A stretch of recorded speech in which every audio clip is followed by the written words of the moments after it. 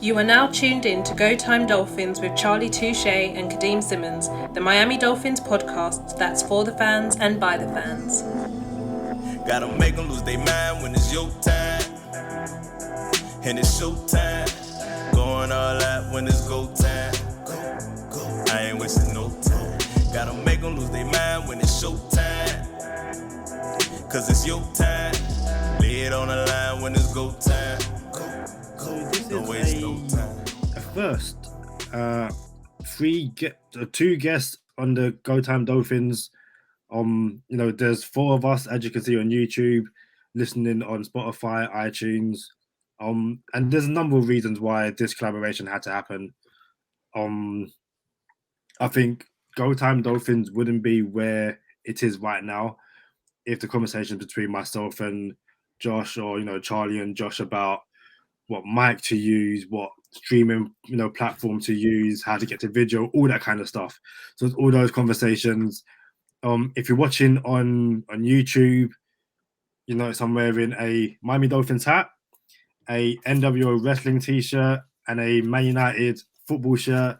That's basically my loving to Josh. We're kindred spirits in just depressing things which just ruin our lives on a basis. But then I also think, there have been so many times where, as I'm working my night shift and I get a notification on Twitter, Same Old Dolphins show is going live, and I'll jump in and I'll jump in the chat and stuff. And again, for the last, I want to say season, last 3 months, basically, you would have heard so many times on this show, shout out to Josh Katzker, Aaron Katzker, the Same Old Dolphins show, because the 2022 Miami Dolphins are basically those same old Dolphins. And basically, after the Dolphins fired Brian Flores, this had to happen because the Dolphins are still the same old Dolphins. So before I pass on to our guest, that's just me just saying thank you so much for keeping me entertained as I'm working. And I am insanely jealous of, the name of your show. But more now than ever, it basically sums up the Dolphins experience as a whole. So, like I said, before I pass on to our guest, Charlie, how's it going? Hey, it's Go Time Dolphins, the Miami Dolphins podcast that goes not only across the pond, but across the world. I'm Charlie Touche. I got my co-host with me, Kadeem Simmons, and we are joined today by Same Old Dolphins show of DolphinsTalk.com. Josh Katzker and his brother Aaron Katzker. We still don't got the applause drop, but welcome to the show, fellas. And before I even hand it off to one of you, I just want to tell you guys, like, both of you are the most rational Dolphin fans outside of myself. I like to think I'm a rational Dolphin fan. You feel me? I really do. But you guys are rational. So when I listen to your guys' show, and then like for you guys to come over here and holler at us and chop it up with us, it's a pleasure, man. We appreciate being on, man. Hey, so and the kind Aaron, words too. And gotta say, we gotta appreciate the kind words, too. Man. No doubt. Aaron, man, we was chopping it up, and we're not even. There's no script, bro. We just gonna this is the therapeutic Miami Dolphins. Hey, help one another. You know what I'm saying? No man left behind. You know what I'm saying? This is what this conversation is. But before we jump on, Aaron, we're talking about the potential, and I guess we'll go into the hot topic. Did you guys expect Brian Flores to be fired this offseason? Like, was that a curveball? How did you guys take it the first time you heard it? You want to take this, Josh, or you want me? No. You go. All right. Because so this is the rant. I'm gonna just buckle up. Yeah. Truth be told, we were talking about doing a show, whether we were going to do it on the Monday after the Patriots game or the Tuesday after. And we were like, look, there's not going to be any news. They're not going to fire Flores after this. So let's just get the show done on Monday and just, put it in the books. And then Monday morning, I'm working. I just started working, and Josh sends me a text. Oh my God, it happened. And sure enough, Flo got fired. So I was thrown for a loop. It wasn't like shocking, right. But no, I didn't see it happening the way the season ended. But the more I think about it, the more it's like, that's the ultimate same old Dolphins move.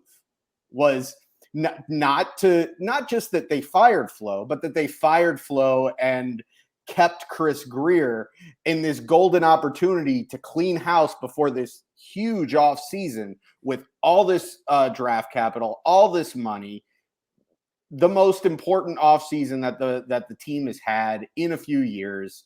And now we're going to bring in a coach. We're going to force the coach to have Tua as the quarterback.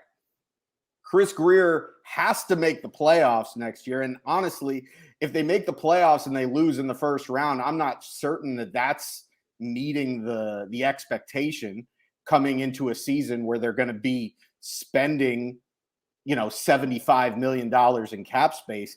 I think the design has always been that this next season is the year to start really being a Super Bowl contender. So if they're not a Super Bowl contender, I think it's going to be a disappointment. And if it's a disappointment, is Chris Grier going to have a job after next season? And then what do you do with this new coach that you hired? You're going to have Tua, and he's got a built-in excuse already now, because obviously all of this stuff that happened with Flo and Deshaun Watson and all of that, they're going to bring in a new coach, and they're going to say, well, this is his third offensive coordinator in 3 years, like they do with all the young quarterbacks that never amount to anything. They just find a million ways to excuse his mediocre play, and that's going to happen. And we're just going to have this continued cluster bleep at the top because Stephen Ross just cannot put it together and just say, look, this is working and we're going to stick with it, or this is not working and we need to blow up the front office and bring in two new guys with a clear vision and let them take the reins. This is the Joe Philbin thing all over again, where they, fired Jeff Ireland and then he hired a new GM, but said Joe Philbin's got to be your coach. And then they fired Philbin the next year. And I mean, it's a cycle. They literally are the same old Dolphins. It's over and over and over again. Hey, I really like this show. I do. Like, I love, hey, Go Time Dolphins, the Miami Dolphins podcast that goes not only across the pond, but across the world, man. Chopping it up with Same Old Dolphins. Josh, what you got, bro? Well, I mean, Aaron pretty much covered all the bases as far as like how I felt when the news broke, because for me, it was just like, okay. I mean, really, it was like, okay, they fired Flores. I'm just waiting for the other shoe to drop. I was like, okay, where's the news about Chris Grier? And then that never came. And so I was waiting for it. And then when it didn't happen, it was like, yeah, they haven't learned anything. Stephen Ross has not learned anything. One of the biggest problems that he has had over the years is that he is loyal to a fault, where he is going to stick with the same people, right, over and over and over again for years and years and years, even after they have proven, I mean, pretty undoubtedly, pretty clearly that they are not getting the job done, right? The job is to win a Super Bowl, right? That's the job. For sure. But we can't even get somebody to lead us to the playoffs. And if we get to the playoffs, we can't even find somebody to lead us to a playoff win, right? It's been 21 years since the Dolphins have won a playoff game, right? So now they get rid of Flores and they keep Grier. Okay, whatever. Fine. I'm willing to sort of almost accept that, with the idea being that, well, they're going to bring in a head coach, and this head coach is going to be the one who ultimately is going to make some sort of determination about where this team is going to go with the quarterback position, et cetera. And I want to say, if anybody has listened to our show, you know that we are pretty fair and we've been pretty consistent on that. We're trying not to make a decision on Tua one way or the other until we've seen this whole 2021 season, because we said, that was one of the biggest goals for the Dolphins had to be getting through the 2021 season and knowing whether or not Tua was going to be the guy. You didn't want to get to the end of the season and still have it be a question mark. And if you got to the end of 2021 and it was still sort of a question mark, then the answer was no, he's not the guy. And we got through the 2021 season and we didn't really have that, affirmative answer. Like he didn't undoubtedly show you that this can't be the guy, but he also didn't get through the whole season and show you that absolutely he is the guy. So I figured, well, they're going to keep Grier. They'll bring in a head coach and let the head coach decide whether or not this is the quarterback that he wants to stick with. Right. And now they've made this announcement that no, they're basically all in on Tua Tagovailoa. They released the statement and saying that, barring some unforeseen circumstance, Tua is going to be their guy in 2021. And, that goes without saying that potentially in unforeseen circumstances, a head coach who says he doesn't want to accept the job if he has to accept Tua as the starting quarterback. And, and that can be an unforeseen circumstance, but largely they're making the statement, no, this is still our guy. And that's the end of it. And that just shows me that this is an organization that has learned absolutely nothing.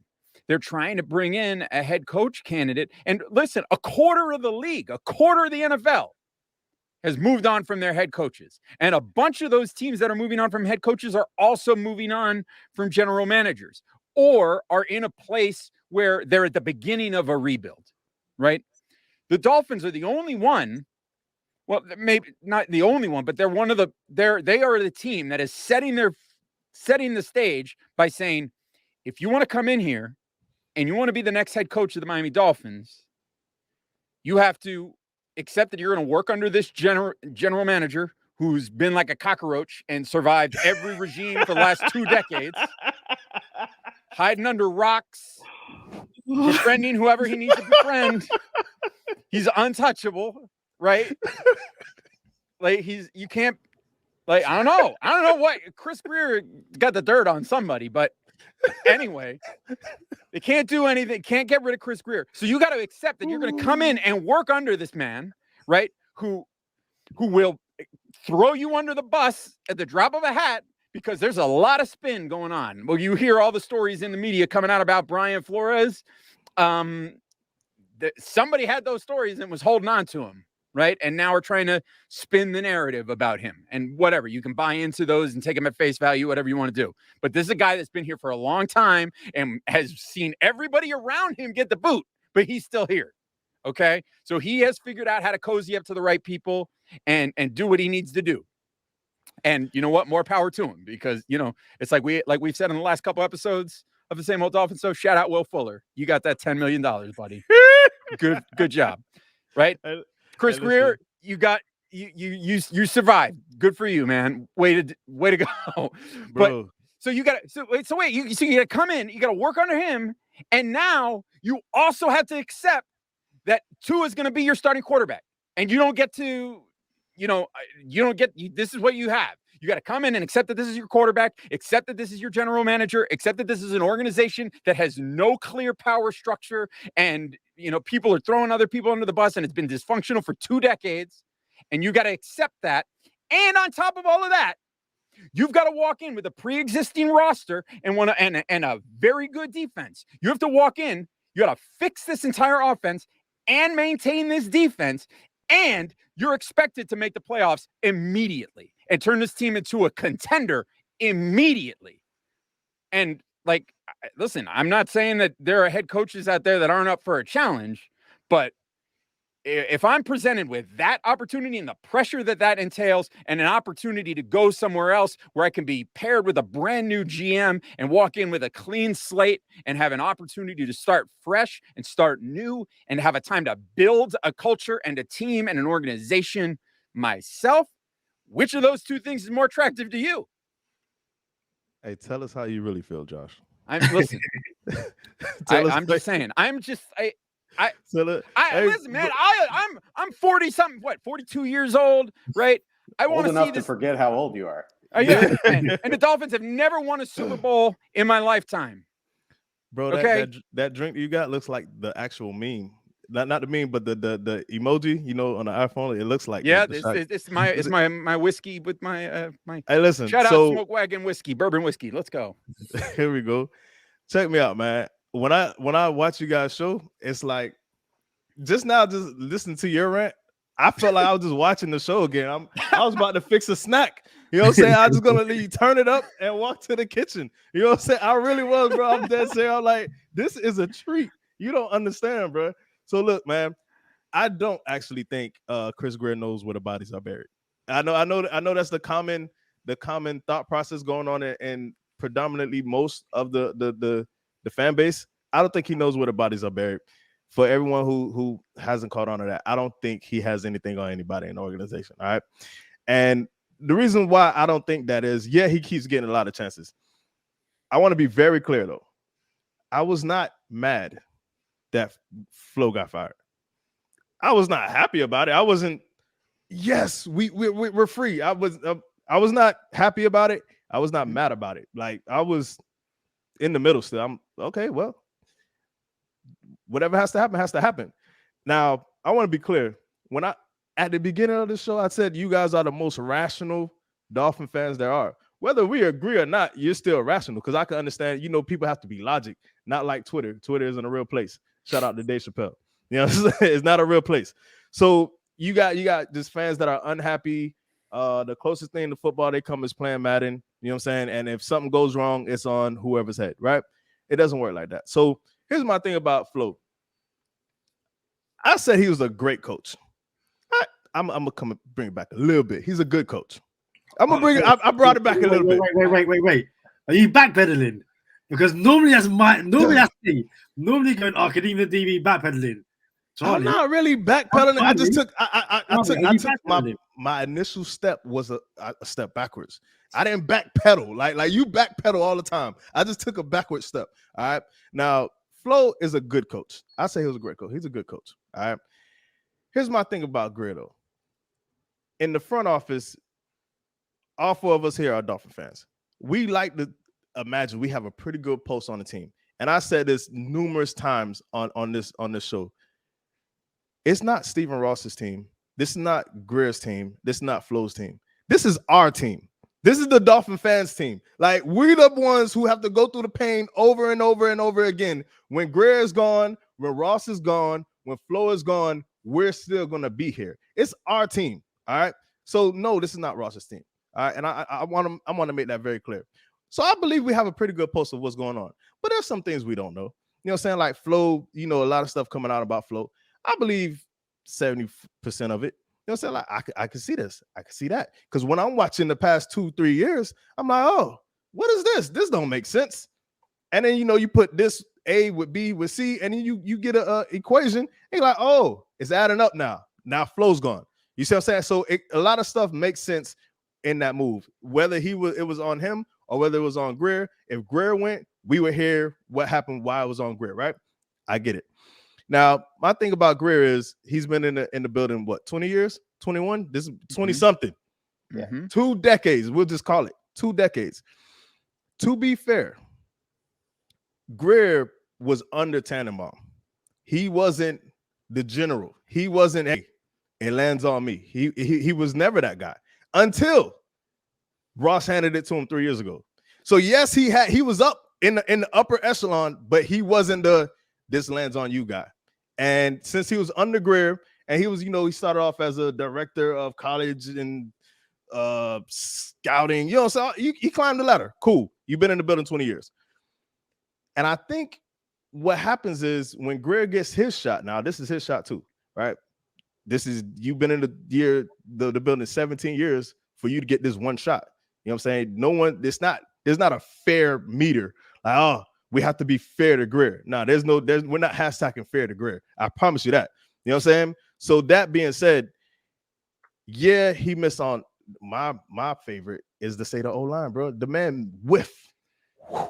When he had a chance to pick. That's putting it nicely. Listen, he whiffed. Like, bro, I used to play wiffle ball. You know what I'm saying? Like, I'm telling you, we used to play wiffle ball. Matter of fact, across the street from Joe Robbie Stadium. You know what I'm saying? So we used to play wiffle ball. It's like, yo, you whiff on the O-line. But he got a lot of things right. He got us to where in a position where if you don't whiff on that O-line, you're in the middle of a rebuild and you got your organization the most cap in the NFL in year 3. The most important, like, you're turning the corner, you're on the way to you should have been in the playoffs twice. Now you got the most cap, and imagine you was in the playoff twice. No playoff team gets the most cap at the same time. That doesn't ever happen. You see what I'm saying? So he did that right, but he whiffed on the picks. Now, I don't know if Grier could get all of that blame because we know when Calvin Noy came in, Flo brought him in. Flo had some say in about who he wanted and then who he didn't want. You lose Minka, you lose Calvin Noy the next year. That does a lot to the cap. It wasn't damaging, but Grier like, what are you doing here? You messing with my job now. Fair, cool. Grier on the hot seat. We here. He's on the clock. I'm not defending him like what everything. I'm not taking bullets for him. I promise you that. But I don't think he should get. I don't think it was time to fire Grier yet. All right. You know what I'm saying? So all that being said, I'm gonna let Kadeem get in here because now we're gonna talk about what do we do from here. You know what I'm saying? What do we do now? What's the next play? But yeah, man. Hey, listen. I'm kind of like I wish I brought the snacks and kept them around, bro. Like I'm enjoying myself, man. What you got, Kadeem? Well, it's something which, and again, me and you have kind of gone back and forth in terms of him whiffing on the offensive line in terms of picks and stuff like that. I disagree in the sense that he whiffed in, I guess, the players, but he tried. Now again, there's no participation trophy in. Let me finish. There's no participation trophy in the NFL, none whatsoever. But the flip side is that over the past 2 years, when we need to draft young offensive linemen in the top 2 rounds. That's what he's done. At one point last season, the offensive line was a first round pick in Austin Jackson, a second round pick in Robert Hunt, and a fourth round pick in Solomon Kindley. And at the end of last season, we was going, this is starting to look good. Kindley was looking good. Hunt was looking good. Friend of the podcast, Austin Jackson, was looking like Austin Jackson, and I'll just leave it at that. And then going into this season, he drafted Liam Eichenberg, who was someone which, myself included, was seen as a really good draft pick, a plug-and-play offensive tackle. Now, obviously, as the season went on, everyone else went like that, and Robert Hunt went like that. Now, I've said this before, and I'll get Avid's opinion, because obviously people aren't here to listen to us. They can do that whenever they want. We've got the Same Old Dolphins guys on here. But just say the next head coach comes in and improves your offensive line, and you start seeing Eichenberg, Jackson, and Hunt all looking good again. Are we not going to turn around and say, well, well done Chris Grier for drafting those guys, and shame on you, Brian Flores, for not coaching these guys up? Because again, I've made this point before. The Dolphins don't develop offensive linemen. They bring them in the building, they stink, go elsewhere and look better. So at what point do we stop blaming Chris Grier for that and start blaming the coaches? But as I'm saying this, I can see Aaron just going, nope, not at all. So Aaron, what do you think? Well, first off, if we go into next season and all 3 of those guys are still on the starting offensive line, Chris Grier should be fired before the season starts. All 3? Which 3 we talking about? We're talking about all Austin Jackson. I mean, look, I like Robert Hunt, and obviously Eichenberg's not going anywhere. But if Austin Jackson is still in the starting lineup next year, I mean, there's a major, major problem, especially with all of the cap space that we have. Whoever the coach comes in, whoever that is, that's going to be the top priority, is to get the offensive line in order. And I think they've got to throw money at it. At this point, they've had plenty of draft picks and they've whiffed. We've covered that extensively. Every Dolphins fan has covered that. Dolphins Twitter, Dolphins podcast has covered it extensively, how bad they have been at drafting these offensive linemen. As far as does Chris Grier get a pass on it? No. I mean, Austin Jackson was a reach when they drafted him. There weren't a lot of people that were in love with that pick. Liam Eichenberg, considering that the plan coming into this year was still to have Austin Jackson at left tackle, and the plan was to have Robert Hunt play right tackle, to go out and not just draft Liam Eichenberg in the second round, but also give up a 3rd round pick to trade up to draft another tackle. Like, if that guy doesn't come in and play at like a Pro Bowl level, that's a terrible pick. I mean, you're not giving up a 3rd round pick and drafting and using a 2nd round pick for a serviceable tackle. That is way too much draft capital to give up for a serviceable player who now we're going to end up shifting. Is he a guard? Is he a tackle? Can he play tackle? That's a terrible pick. I like Robert Hunt. I think he's going to be a solid offensive lineman, but he's completely botched this thing. And it's not just that. I mean, Chris Grier, look, Charlie, you mentioned, look, he's been in the building for 20 years, but he was working under Tannenbaum. But there was a clear delineation of power for a few years there where Tannenbaum was in charge of the overall, final roster, free agency contracts. Right. But Chris Grier was in charge of the draft.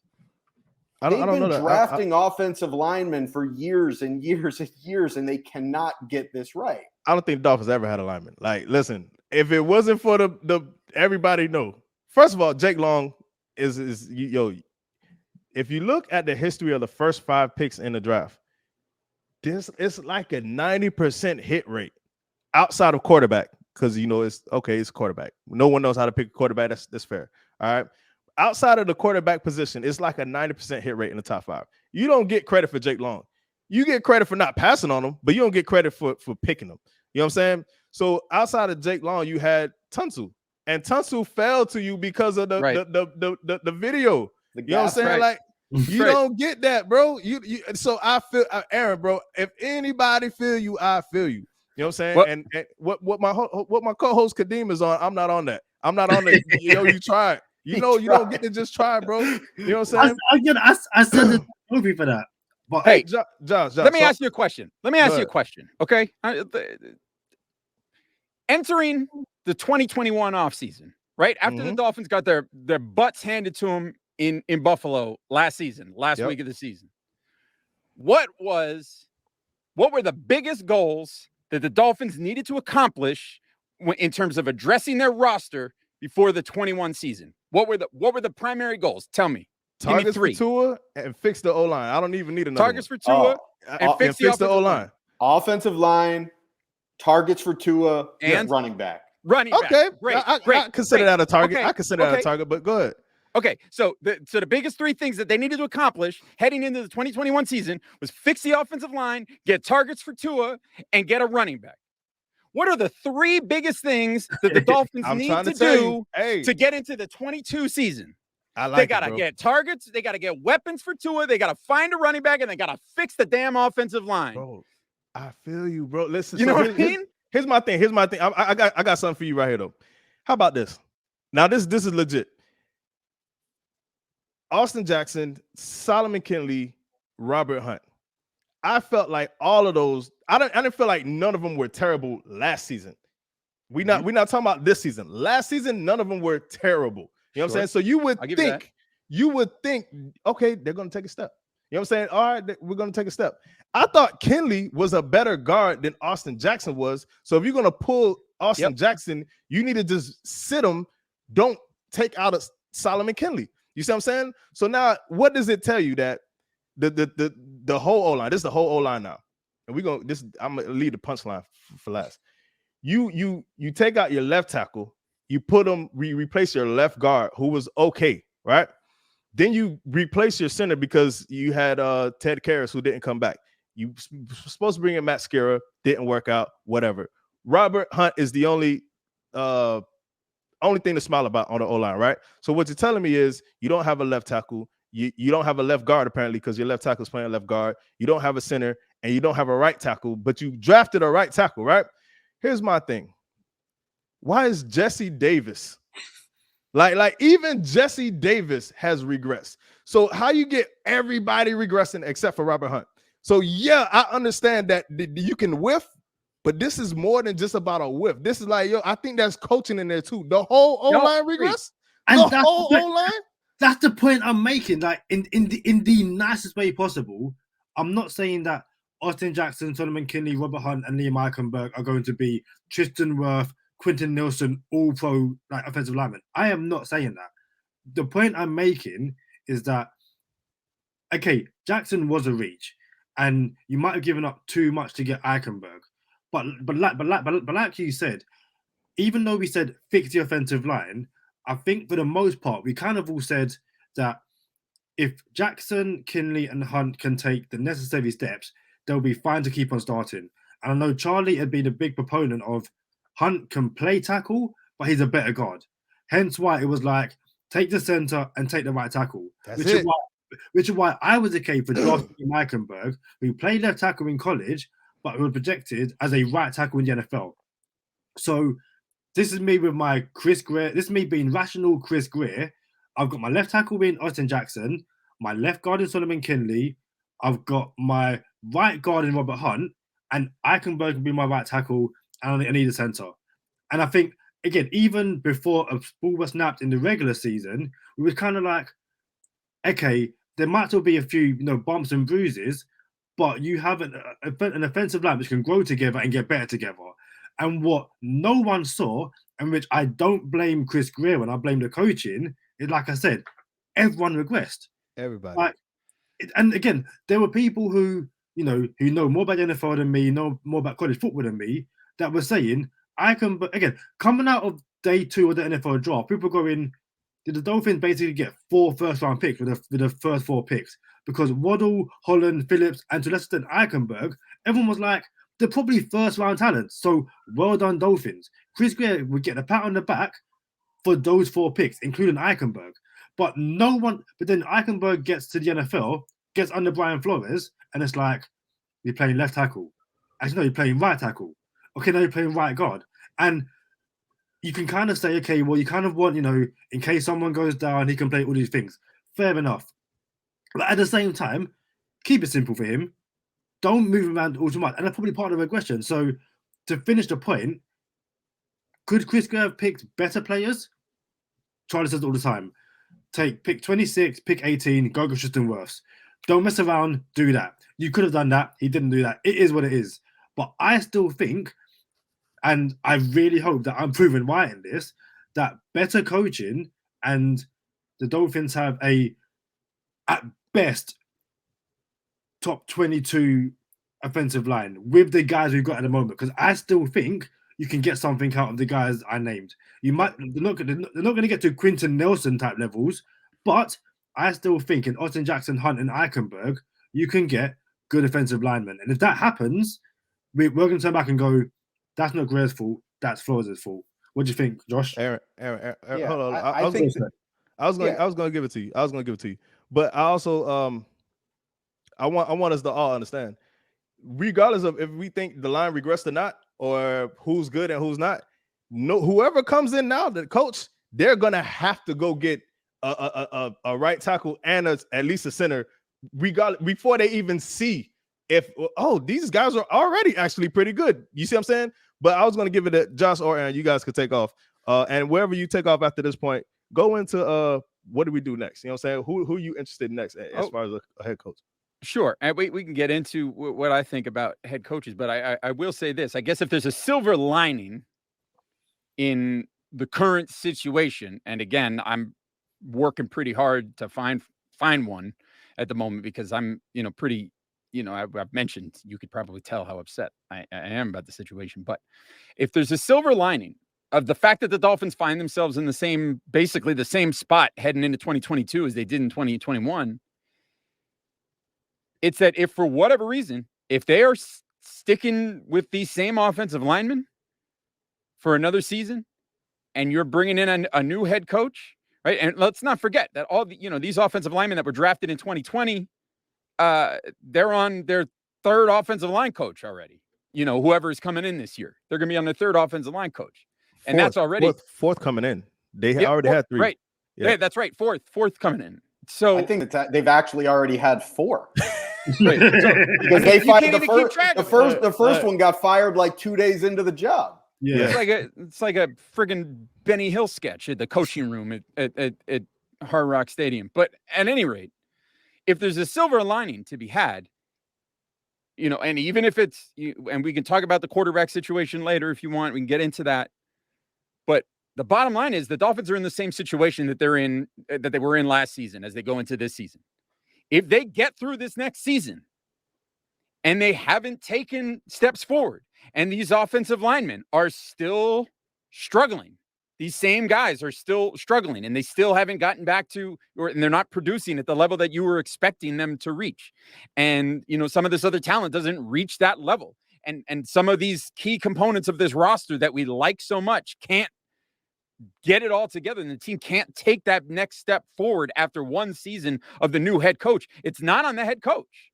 And the answer will be clear where the problem lies. And so then, knowing the Dolphins, it will be, well, then we'll get rid of Chris Grier, but we'll keep our head coach. And so we'll bring in a new general manager. Yeah. Whatever it is. So I know you want to get on to who we want the Dolphins to bring in next. And quite frankly, the guy that I was most excited about the Dolphins potentially bringing in appears to be a guy that they have no interest in, and that's Doug Peterson. They seem to have no interest in him. Wild, ain't it? Which is wild. It seems like the Dolphins have a predilection for guys that they know, that have worked with them in some way, shape, or form. And even though Peterson meets that requirement, he ticks that box.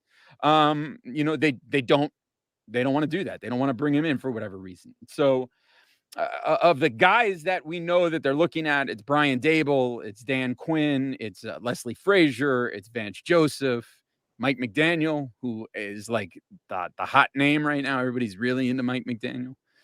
I'm looking for a coach that's done it before, who's been a head coach before, who's been in the seat. The Dolphins have brought in 4 straight first-time head coaches. And it's time for them to bring in somebody who has been in the big chair before and who has, who's got a little bit of experience. And, of those guys, Dan Quinn has been to the big dance.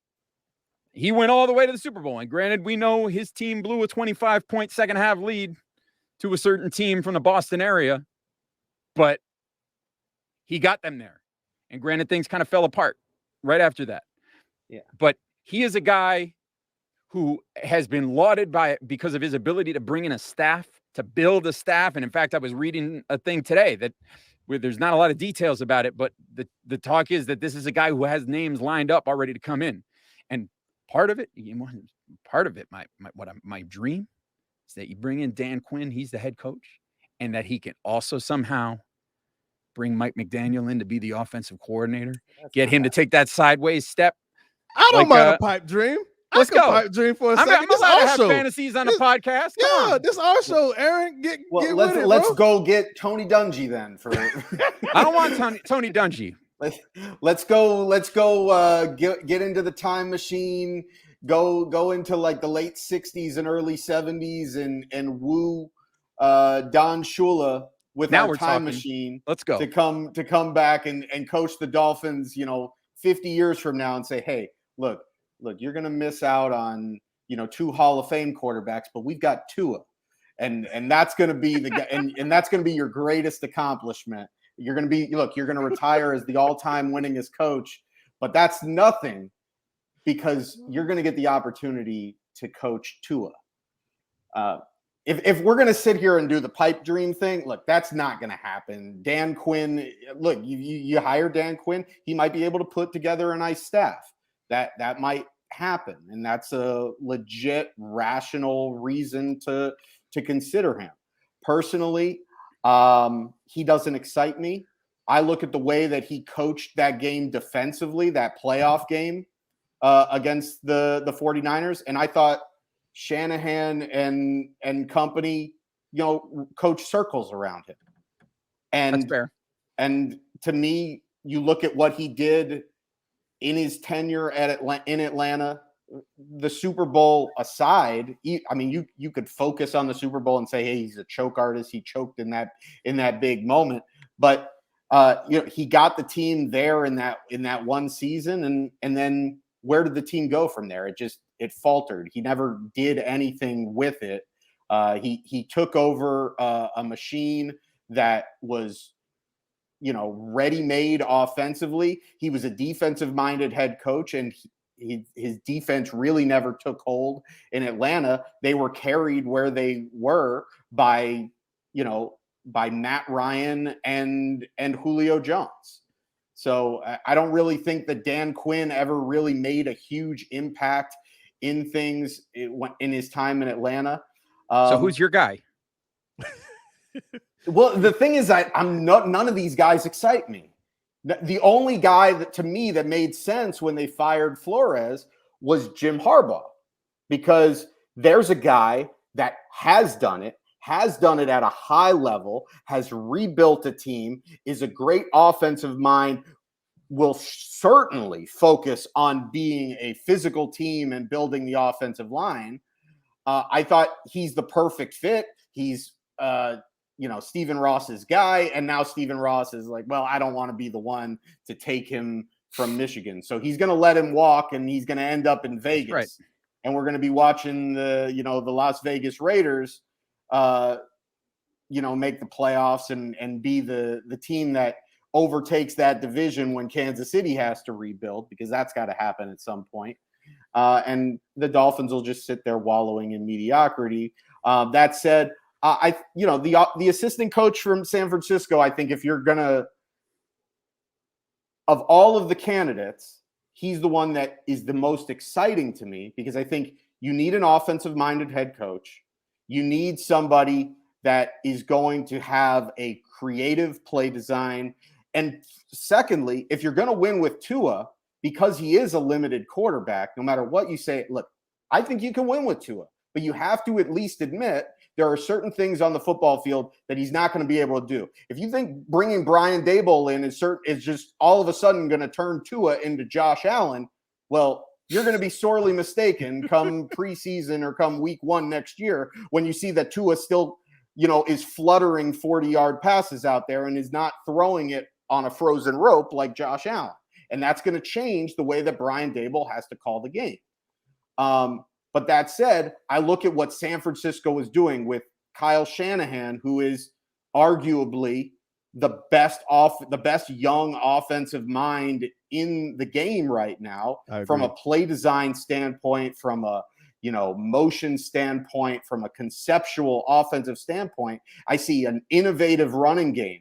I see a team that has different running backs every single year and still finds a way to be near the top of the league when it comes to running the football.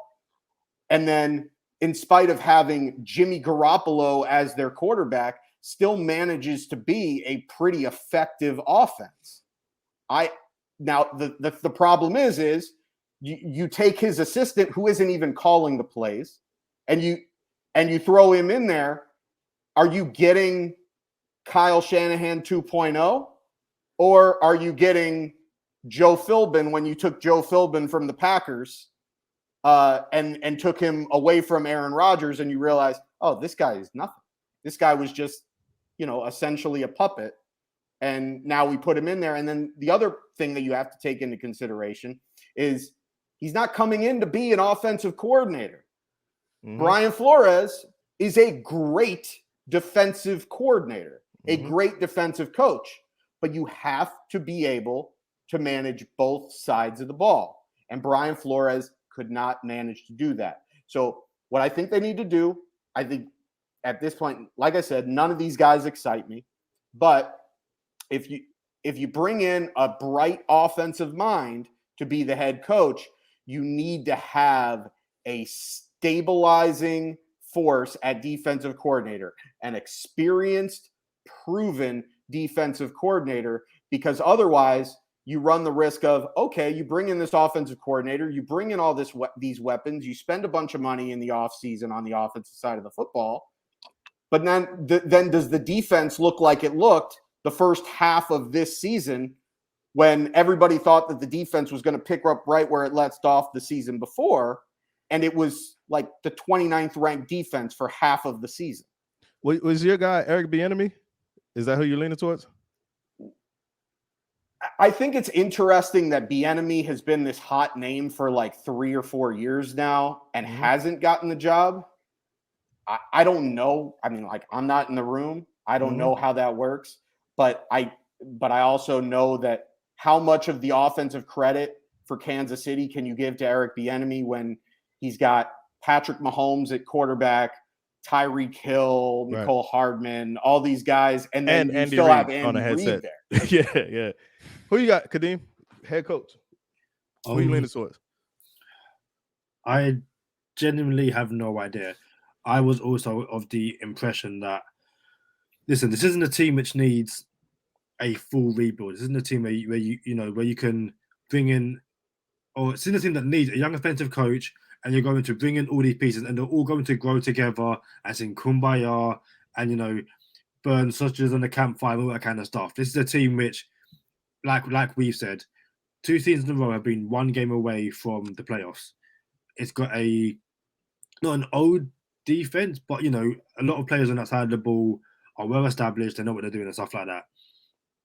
To me, this team screams a Doug Peterson, a Brian Harbaugh, someone like that who can go, you know what? Let me sprinkle in a bit of direction, and you guys are going to be fine. Going into this season, we were like, if the offense can get slightly better and the defense can stay the same or even slightly regress, playoffs easily. That hasn't happened.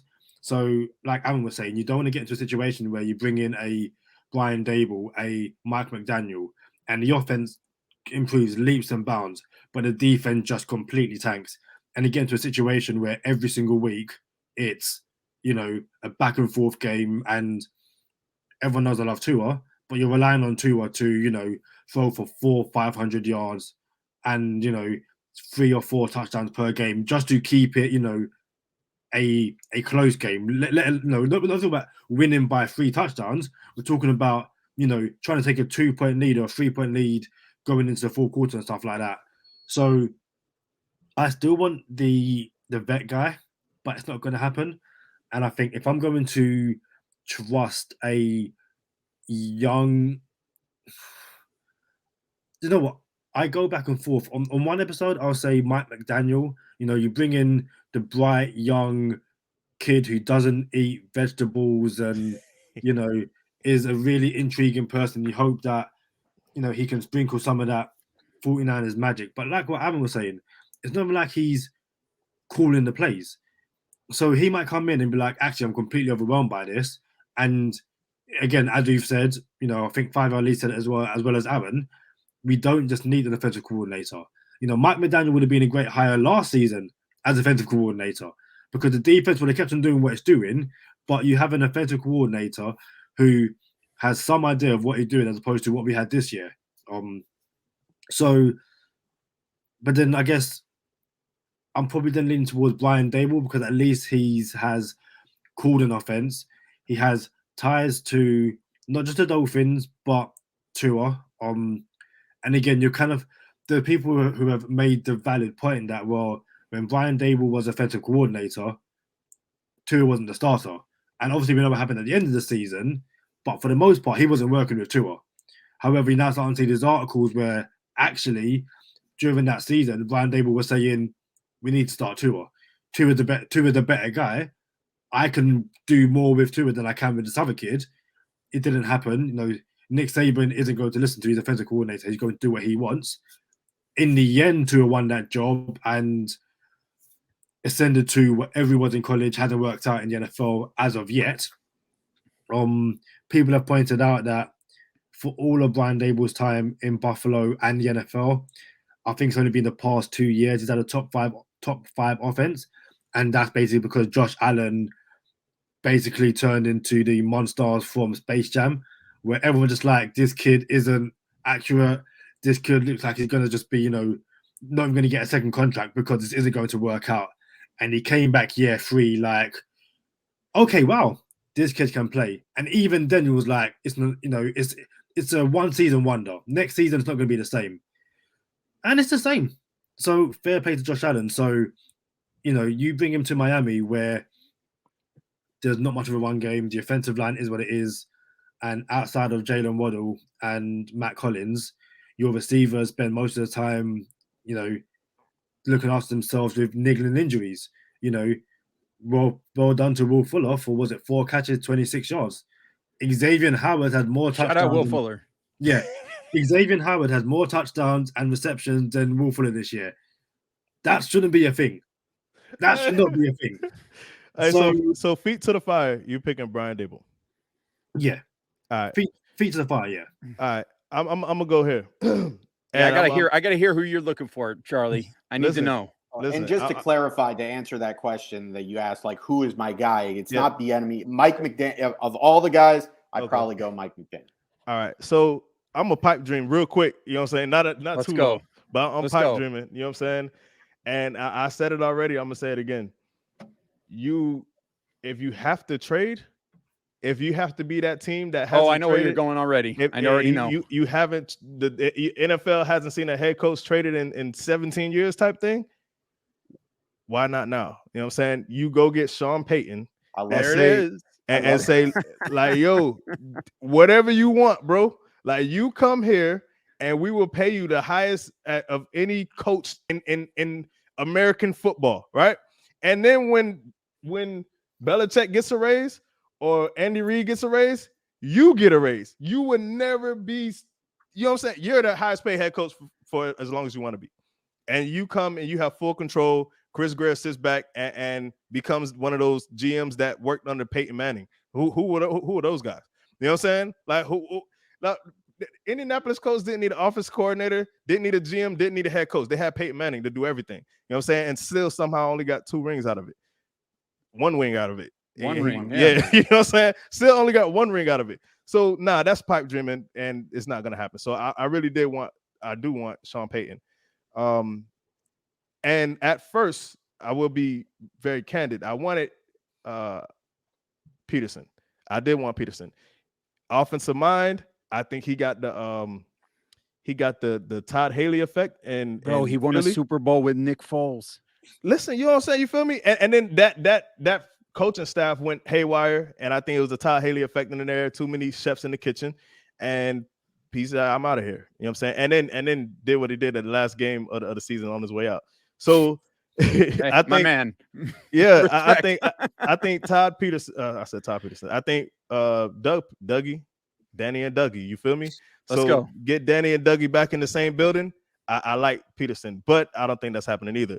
And I want to be very clear. I was on the side of everybody said. After you guys said it, we need experience. We need someone who's been around, someone who can manage a staff. If it keeps turning over, they can put solid pieces in play.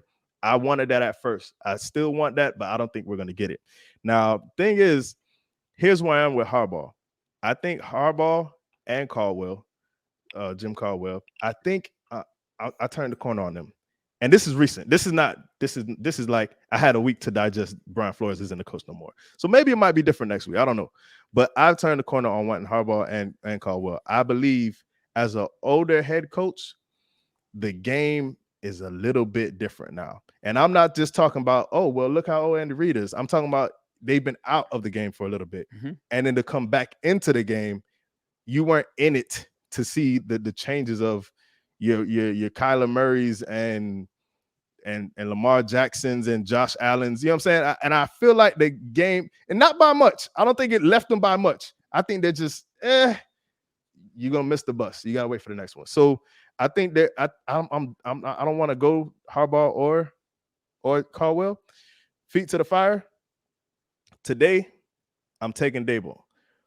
But I am very, very, very, very, very, very, very, very intrigued by Mike McDaniel. And yeah, I got you right now, Josh. And I know what you said, Aaron, about how do we know we're not getting the lemon? This doesn't do anything, right? But history might as well shows, swing for the fences. History shows Kyle Shanahan will not let this man out of his sight. He gave him the OC job and a raise and everything. Like, he is an intricate process to the Kyle Shanahan offense. So for that, I am interested in, like, all right, well, what else we got? You know what I'm saying? And I'm gonna be very clear. I'm as optimistic as they come, bro. Like, you guys probably don't really know me, but I'm as optimistic as they are. And I'm hesitant that the Dolphins will get this right. Let me throw an idea. So this is a wild idea, but I think this could be sort of a solution. I don't know that it would work, but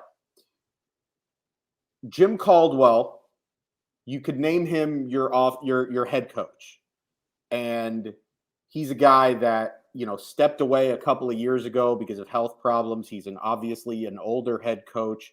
I think he's got some ties to where he can bring in a good staff. And what if you were to hire Jim Caldwell as your head coach?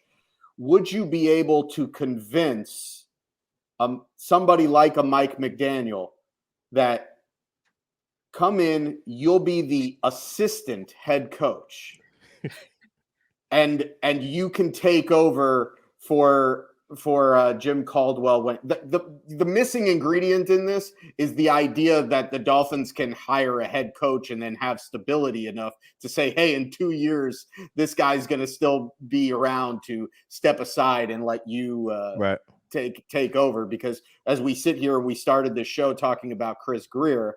Like, we're not even certain that Chris Grier is going to be the GM next year. So we might be blowing the whole thing up. Well, I got shade thrown at me a minute ago because I suggested that Dan Quinn could hire Mike McDaniel to be his offensive coordinator. And at least there's a pre-existing relationship there. Well, because that's a lateral move. But he's not going to be named assistant head coach. Assistant head coach.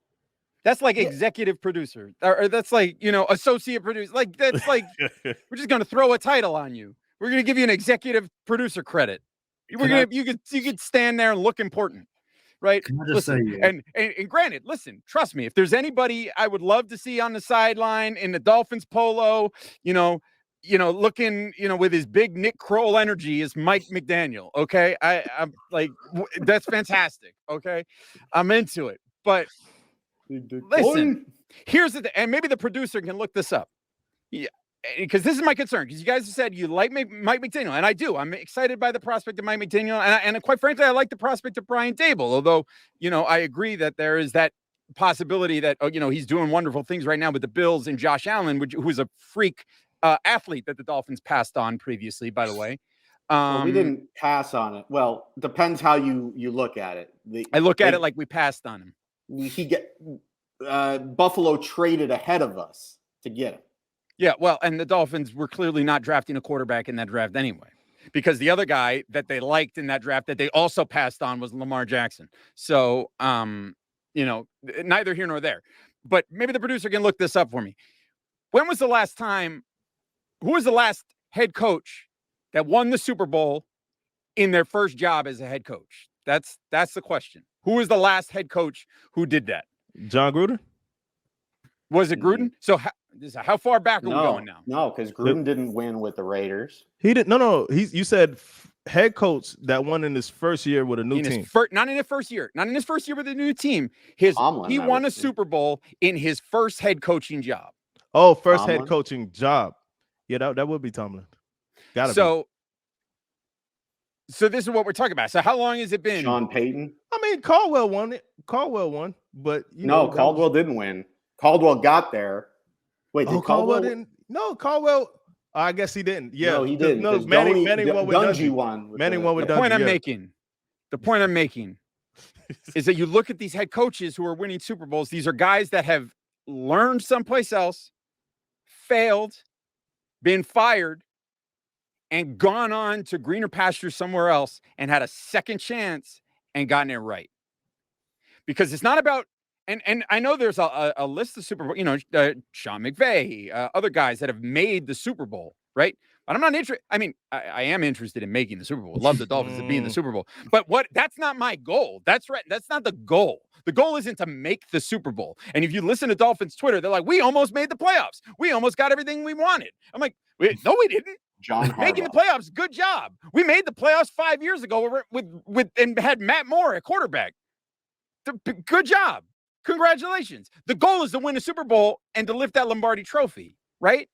And so my concern with Brian Dable and Mike McDaniel is as positive as I view them, right? My concern with those guys is that and especially coming into this specific position, this specific opening, there is zero margin for error for them to learn how to be the head coach on the job.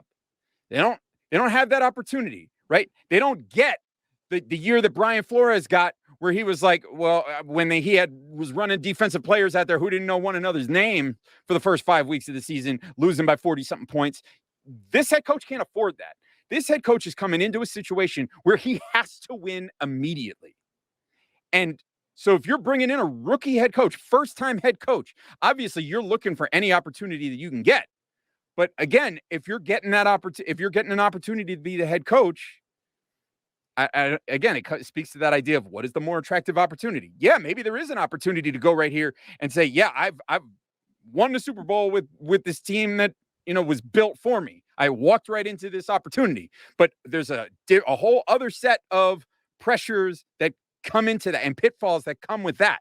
And that's what we're talking about. I think I got something that can relieve those pressures. And let me hear your opinion on this to our guests. You know what I'm saying?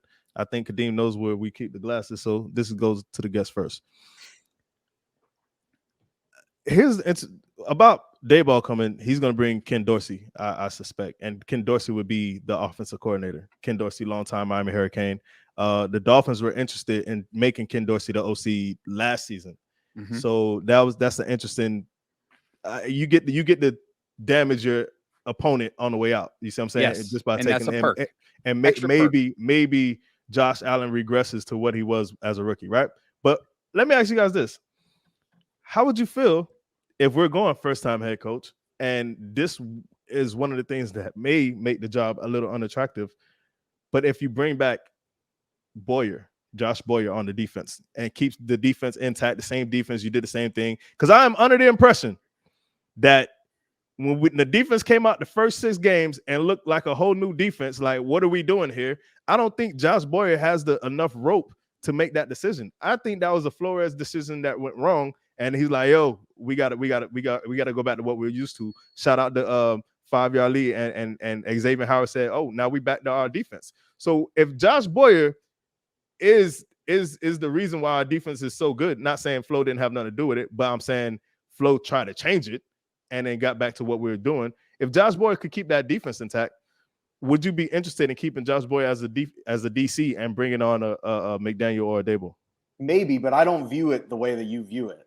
Go ahead. I actually view it exactly the opposite, because there was a distinct change midway through the season where you could look at the sideline and all of a sudden Brian Flores would never say it because he wasn't trying to throw his defensive coordinator under the bus, but it certainly looked like what changed defensively was that Brian Flores started calling the plays, and Brian Flores had more of his hands in the process on the defense. And so if that was the case, well, then maybe, Boyer isn't such a great defensive coordinator. But I will say this, that Boyer being there for the last few years, if you're trying to keep the continuity of the defense, and Boyer, if there is a relationship problem with Flores, because I think Flores is going to get another job. I don't know if it's going to be the Giants. I don't know if it's going to be this season. But if Flores gets another job and him and Boyer are still tight, then I would imagine that given that, like, who's going to want to be Brian Flores' defensive coordinator at this point, he would just take Boyer with him. But if he doesn't take Boyer with him, then I think it's a legit idea. But what I would think is, I look at a guy who is as well established as anybody as far as defensive coordinator, so much so that he parlayed it into a head coaching job. And I look at a guy like Mike Zimmer and I say, well, this guy is now a free agent. If you bring in a bright offensive minded head coach, I want an experienced defensive coordinator like a Mike Zimmer or maybe even a Vic Fangio to come in and be your defensive coordinator. I'm gonna let you go, Josh, but I gotta. If Boyer, it was on Boyer, then yeah, we don't need him. You know what I'm saying? If it was the first 6 games of Boyer, there's no reason for you to be here. We already seen you now. But what I'm saying is, Aaron, with everything that has come out about how controlling Brian Flores is, you think he let that go for 6 games and was 1-6 and said, or 7 games and was 1-6 and said, all right, Boyer, I'm gonna take over now. Nah, I don't. That's why I don't think it was Boyer. I think Flo decided to change it up and then you know what, it backfired. But before I go ahead, Josh, how about this? Why can't we just bring in a OC and pay him like 3 times what he makes and have everybody happy? Like, yeah, you're the OC here, but you're the highest paid OC in the league. You know what I'm saying? Like, what is this thing about? Oh, you get $1 million a year. Like, bro, Brian Flores got, I think, 5, something like that, $5 million a year. Why can't we go find the OC, whatever OC we want, and say, hey, you're getting 3.5? Like, be happy. You know what I'm saying? Come, like, change it up, break the mold. We're not doing this. You know what I'm saying? But look, when Kadeem told me, yo, the homies are coming to the show. You know what I'm saying? Y'all was homies, y'all didn't even know it. You didn't know it. You know what I'm saying? Y'all like, man, you know what I'm saying? I take my showers, no nonsense. But I take my shower, man. I listening to the show like, hey, man, these my boys. You feel me? And so look, you know what I'm saying? I needed to know where you were going with that, man. You know what I'm saying? I cook too. I drive. I do all the good stuff. You know what I'm saying? And I listen to y'all show. But when he told me we was gonna y'all was gonna chop it up with us, I'm like, bro, this could be a 3-hour show, man. You know what I'm saying? But we're not gonna let it be a 3-hour show. We're about to get into bonus time. But before we go into bonus time, you guys tell us tell everyone where they can find you again. Go ahead. So you can find me at Aaron the Brain on Twitter. That's pretty much exclusively where you can find me. Obviously, we'll be doing our show, the Same Old Dolphins show, which can be found on the Dolphins Talk YouTube network and on DolphinsTalk.com on the main feed. I don't know exactly how regular our shows will be over the off season. Maybe it'll be once a week. Maybe it'll be every other week, and we'll just kind of figure it out. But if you follow us on Twitter, whether it's at Same Old Dolphins or at Aaron the Brain, or you follow Josh at Amplified to Rock, you'll get the updates and you'll know when we're going live.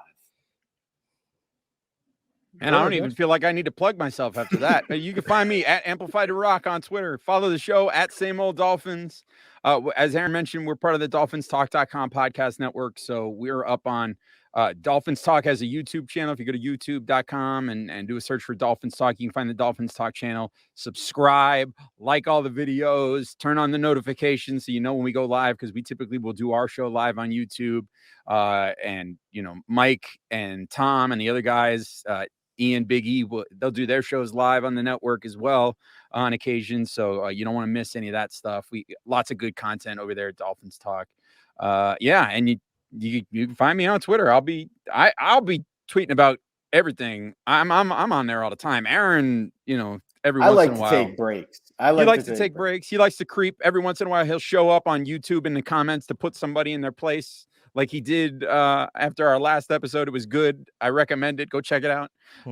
He put somebody in his place. It was nice. But I'll be on Twitter tweeting about Manchester United, the odd pro wrestling tweet here and there. But who knows if there will be baseball? Probably not this season, but I'm there all the time. So you can find me on Twitter at Amplified to Rock. Let's go. We appreciate you, fellas. Don't go nowhere. We're going into bonus time.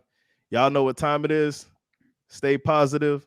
Test negative for Kadeem Simmons, Aaron Katzker, Josh Katzker, Same Old Dolphins. Thank you for tuning in this time. Make sure you catch us next time on Go Time. Already.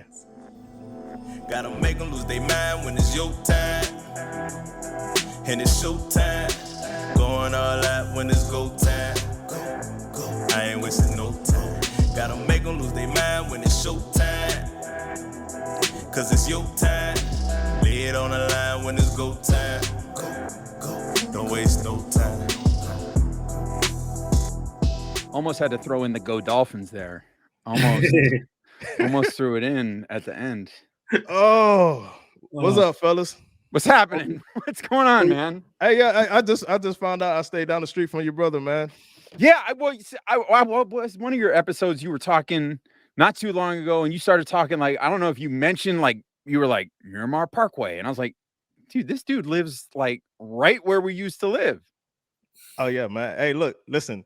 You talked about the busiest intersection, Flamingo and Pines. Oh yeah. So for those who don't know, I was born and raised in South Florida, And at one point in the country, Flamingo and Pines Boulevard was the most dangerous intersection in the country. That's right. And it alternated with an intersection not even 8 minutes away from that intersection, and that was 441 and County Line Road. And those were the two most dangerous intersections in the country. And yeah, I guess Josh had caught me on the podcast and said that. Go ahead, Aaron. And there was another one, and it was actually up in like West Palm Beach or Boca or something, and it was Glades and like 441 or something like that. Yeah. And those two intersections had two things in common: a huge high school, because Pines and Flamingo had, on Taft, you had Flanagan right there. Yeah. And then up in Boca, you had, I don't know, some big big high school, like I forget which one it was because I'm not up there. Maybe Palm Beach Garden. I don't remember. But anyway, you had a big high school and Century Village. No, that's right, baby. Yeah, no. Old people no driving. Way. You had That's where the a problem bunch is. of teenagers and a bunch of old people. It's a recipe for disaster. Right. And I tell people when they come to Florida, they say, "Oh, you guys can't drive." I like, see, that's the problem. You have to drive like us, or you're gonna be the problem. You know what I'm saying? So it is what it is. Hey, look, man, we got this new thing. It's and I think you guys are gonna like this one because I listened to your show, and I think had we talked about this early on the show, it would have went off the rails. So the tweet of the day is this one right here. Oh no. So we got, if you're listening to the audio version of the podcast, check this out on the YouTube at Go Time Dolphins. Share, like, subscribe, turn on notifications for us at Go Time Dolphins. We got a picture of Joe Burrow in a Miami Dolphins jersey. And the original tweet says, "Where would we be right now if Joe Burrow was our quarterback?" Fins up. Shout out to Chris Adams for that one. And someone quote tweeted, what's tweet was at tweet Peter? Petrie. Tweet Petrie. My bad, bro. So at tweet Petrie said, "Watching Tua in the playoffs on another team and talking about if we need to trade Joe Burrow." And listen, I could just hand it to you guys because this is exactly what I think. I believe if we drafted anyone else, we could have drafted Herbert, we could have drafted Burrow, and our team would have failed them, and we'll be doing the same exact thing we are right now until we'll be performing somewhere else. So to our guests, Aaron, you go first. What do you think we would be had we drafted Joe Burrow today? I think we'd be right where the Bengals are. I think that's where we would be. But the problem is that's not where we're at. And there's a lot of reasons why we're not there. But really, this goes back to a couple of years ago when we decided that it was more important to play Ryan Fitzpatrick and win meaningless football games than it was to tank to get to the number one pick, because all we had to do was lose to the Bengals that year, and we had the number one pick. And then Joe Burrow is our quarterback. I'm not going to sit here and say that Joe Burrow is a product of the Bengals' great coaching staff. So I believe that Joe Burrow is a legitimately really great quarterback. And frankly, all you had to do was look at when the two matched up that year in college. Joe Burrow was the better quarterback then. Joe Burrow is the better quarterback now. Josh? Oh, man. I mean, yeah, I tend to agree with Aaron, but I get the point that this guy's making in the tweet. I mean, I totally get it. The point is the Dolphins don't know how to develop players, right? And you've got this is exactly what I would say to the people who are slamming Chris Grier for keeping the 49ers pick in the trade back to move up to 6 or trading our pick and keeping the Niners pick in the trade that we did to move up to 6 to get Waddle. Right. People are saying, well, we should have just stayed where we were originally and we could have drafted Jamar Chase. And I'm like, bro, if you watch what the Dolphins did with Jalen Waddle, knowing what that man's skill set is, do you really believe that George Godsey and Eric Studesville would have somehow implemented the offense where you would have seen Jamar Chase running, just straight post patterns down the field, and that you got Tua just chucking up long shots to Jamar Chase. You really think that that's what you'd see? You'd see him putting up the same kind of numbers with the Dolphins? No. You'd see the Dolphins doing the same stupid stuff with Jamar Chase that they were doing with Jalen Waddle for all of the season, right? And it probably would work a little bit less because, Waddle and Tua had that thing that they were on the same page. So, I mean, yeah, I tend to agree with this guy. I get it. The Dolphins suck at developing talent, right? It's like with the Dolphins, when it comes to their players, the Dolphins have proven fairly consistently that every once in a while they can catch lightning in a bottle with a pick that's later in the draft. And they can hit on those, but more often than not, they fail to develop talent. And if they draft a project, they can't do anything to make that project reach the potential that they want to reach with. And Noah Igbenogany. Noah Igbenogany is a case in point, right? It's like they just fail to do it. So, I mean, I get it, but I do believe that if the Dolphins had actually drafted Joe Burrow, and shout out Chris Adams, because I like Chris always trying to stir some stuff up with the photoshops on Twitter. I seen he put out Aaron Rodgers in a Dolphins jersey, and I'm like, I don't know if that's happening, but Burrow looks good in that throwback. I mean, he does. Burrow looks a lot better in that number 9 in a throwback than Igbenogany does. What you got, Kadeem? I think there's a play which hopefully Sports Center works for me without playing sound, and it does. That is beautiful. So this is the first time I'm going to share a video. I think to answer the case in point, we probably would be in the exact same situation. We'd be looking at from the outside looking in, going, that Tua kid looks pretty decent, and why didn't we take him and stuff like that? But I think ultimately, to kind of side it, so that's what I think. I think would be the outside looking in, we would have missed the playoffs. But I also think there's certain points in Tua's game, in Joe Burrow's game, which we're never going to see from Tua. And I said this to share with Steve, and I'll share the video with you guys now. Hopefully we don't get taken down on. We're not the copyright holder of this video. No. So if you're watching on YouTube, this is a pass against the Raiders from Joe Burrow. I don't know who he's passing to, but what to me, Tua would throw the check down to Mixon to live another day. Looks like Boyd. That absolute dart. Oh, it's Uzama. Yeah. And I think if we had made the playoffs with Burrow, it's because Burrow makes passes like that. Burrow's like, I'm trusting my guy, and I'm making that throw. Tua is throwing and again, I love Tua. Like everyone knows I love Tua, but Tua is probably throwing the check down to Mixon and going pick up 4 or 5 yards, and we'll keep on going and stuff like that.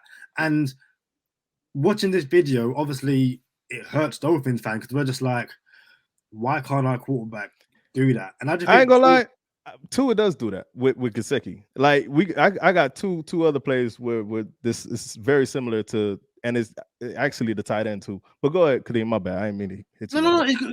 Because when people say, well, Tua can't make those kind of throws, my response would be, well, look at the touchdown against the Chiefs to Matt Gesicki, where he throws it in between like 3 players, and you go, do you know what? Yeah, fair play. But I just think for the most part, he's more of a safer quarterback. And I think to kind of go back to whole, Jamar Chase v. Jalen Waddle and stuff like that, I reckon had we drafted Chase and kept Tua, even if we use Chase the way the Bengals use Jamar Chase, I still think there'll be times where you're just like, Tua, just let it rip. Or let it rip to the best of your ability. And I just think that the limitations of Tua means that you have to just scheme things differently, and the way you use players has to be different as well. And I think someone like Joe Burrow, probably because he's got more velocity in his throws, is willing to take those chances to his, T. Higgins, Tyler Boyd, Jamar Chase and stuff like that. And again, this is probably like the most negative I'm going to be about Tua until he, breaks my heart and joins another team, at which point I'm going to say he's always been awful. But I just think that as Dolphins fans, we're just not going to see that kind of play from Tua. Now, it doesn't mean that we can't win with Tua. Like, I'm not saying that, but I'm just saying I still think had we drafted Joe Burrow, we would be outside of the playoffs, but we probably would have seen more plays like that, which we might have got into the playoffs, if that makes sense. So here's my thing. And Aaron, since you said, like, you are the voice of everyone who says we should have took Burrow. When you said what you said, like your response, it was the perfect, we took Burrow, we'll be in the playoffs, and I get it. So here's my thing. Since you're going to represent that constituency right now, help me understand this. Now, this is a legit question. If Burrow has Boyd, Higgins, and Chase and a running game, right? We understand Burrow does not have a line, but he has a running game, and he also has 3 weapons, where his third option would be Miami's second option right now. That is not even exaggeration. Help me understand, if Joe Burrow was here in Miami, how would the Boyd, and the Chase, and the Joe Mixon of the Miami Dolphins, I guess Higgins, Chase, Mixon, and Boyd lists Dolphins, how would Joe Burrow be able to get that to the playoffs? Well, I mean, Tyler Boyd is whatever. I mean, he's been there for years. I'm not saying he's a bad player, but it's not like Tyler Boyd is like this huge difference maker. He's been on the team for 4 or 5 seasons now. I'm not going to sit here and talk him up as a huge difference maker. Obviously, the last 2 years they've drafted T. Higgins and they've drafted Jamar Chase. That's going to make a big difference. But part of having a good running game is having a quarterback that can stretch the field and keep the opposing defense from putting 8 guys in the box. If your quarterback is not threatening the opposing defense and making them respect the deep ball on a consistent basis, then it's going to be difficult to run the football. Now, would Joe Burrow come here and all of a sudden we'd have some great running game? No, not by any stretch. But I think that it would certainly loosen some things up. Look, you said it yourself. I mean, the Bengals don't have an offensive line. Joe Burrow was sacked, I think, more than any quarterback in the league this year. And he still put up monster numbers. So, I mean, what's everybody's biggest, excuse for Tua? Like, whenever anybody says, "Oh, well, you can't really be that hard on Tua because he's playing behind this terrible offensive line." Well, here's Joe Burrow playing with arguably a worse offensive line and putting up significantly better stats. How can it be arguable? You 32nd. There's no arguable. Okay, so a worse offensive line. No. The Dolphins are 32nd. Is what I'm saying. Are they 32nd we have the worst in offensive pass line. Protection or overall? No, overall. I think we're like protection. 31 in rushing and 32 but I don't want to speculate. But how about this though? The Bengals are right there with them. Oh yeah, the Bengals are 29th in pass protection. Last time I checked, they were 29th. How about this though? You just said Tyler Boyd is okay. He's Tyler Boyd. But Tyler Boyd would still be the second option for us though. You see what I'm saying? Behind Waddle. So what you're saying is, would he be? I don't know if he would necessarily be the second option ahead of Devontae Parker. Devontae Parker don't play football, bro. He don't play football. Devontae Parker don't play football, bro. This man, how many games did he play? You know what I'm saying? I think. So my point is, if Joe Burrow comes here, stretch the field, who we stretching the field with? He'll have Waddle for sure. And someone said, "Oh, well, you got Waddle now." Yeah, look what Waddle did with Tua. He the best thing smoking after Chase. You know what I'm saying? And that was close until the last 2 weeks. So go ahead. I'm not going to sit here and bang the drum for Albert Wilson, but Joe Burrow would better be able to take advantage of Albert Wilson's skill set as a speed guy than Tua would be able to. And that was look, we just drafted arguably the fastest wide receiver in the National Football League, and he averaged like 9 yards a catch. I mean, I don't know that that's on Tua. He don't call the plays. But it's a nature of everything. It's a nature of what the offensive line is. It's a nature of what Tua's strengths as a quarterback are, because they're watching the same thing that we're watching. Heck, Yeah. you saw the game. I don't remember which game it was, but it was like a free play. I think it was against the Jets, where he had a free play. Everybody knew it was a free play. He had Waddle man coverage on the outside, and he throws it up there, and the ball hangs up for like 10 seconds to the point where Waddle's got to make a dead stop on the sidelines. Because he just doesn't have the arm to get it there. Whereas a Joe Burrow says, screw it, I'm throwing the ball 70 yards down the field, and I'm letting Waddle run under it. So how about this? And I'm gonna end here, right? But this does have to be said. And I think it's weird. Just a little. It's hard for me to understand this, and maybe someone can help me understand it one day. But when we have this conversation of, oh, Herbert, oh, Burrow, you know what I'm saying? And then it always lands on Tua's head, right? It's like, oh, Tua ain't it? That's fair. Opinion is opinion. We'll never know for sure. There's no way to really tell. We could build around Tua this time, and whatever happens, happens, right? But here's what's weird to me. If Burrow has the weapons that he has, if Herbert has the weapons that he has, Mike Williams, the best route runner in football for my dollar, Keenan Allen, Austin Eckler, they have a running game, right? And we already mentioned Burrow's weapons. When you say Mac Hollins, a starting receiver, Mac Hollins, bro, like, you know what I'm saying? You just chuckle. Mac Hollins, Devontae Parker, sometimes, you know what I'm saying? The only real piece is Waddle, and for whatever reason, Isaiah Ford, practice squad. Shout out to the practice squad. So you got Gesicki. I was about to say that. You got Gesicki, but it's like the coaches don't call plays for Gesicki, right? So here's my thing. Instead of people saying, oh, Tua ain't it, you know what I'm saying? Look what Joe Burrow's doing with what he got. Look what Herbert's doing with what he got. I don't understand why the first thing people will say is Tua ain't it, instead of what's the GM doing? What's the Dolphins doing? They didn't give this man no weapons. You see what I'm saying? I don't understand. How is that the first go-to is Tua instead of the Dolphins are blowing it? You see what I'm saying? I think that's both. That's where I'm at. I think it can very easily be both.